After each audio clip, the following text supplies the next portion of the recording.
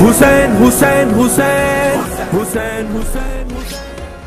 شہدادپور سے JN news کے deputy bureau chief سید عثمان علی کی رپورٹ کے مطابق ہسکو شہدادپور کی جانب سے 16 سے 20 گھنٹے غیر اعلانیہ لوڈ شیڈنگ کے خلاف شیعان حیدر قرار کے عزاداروں کی جانب سے درگاہ جوت علی شاہ سے پریس کلب تک ایک احتجاجی ریلی نکالی گئی۔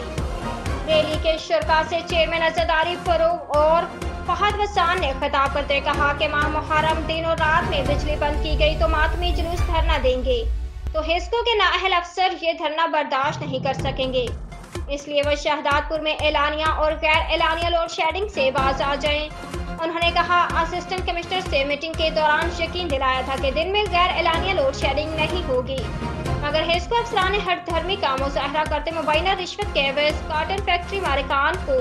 ایک الگ لائن کے ذریعے بلا تعطل بجلی فراہم کر رہے ہیں، جبکہ عوام اور شیعہ علی ظالمانہ لوڈ شیڈنگ سے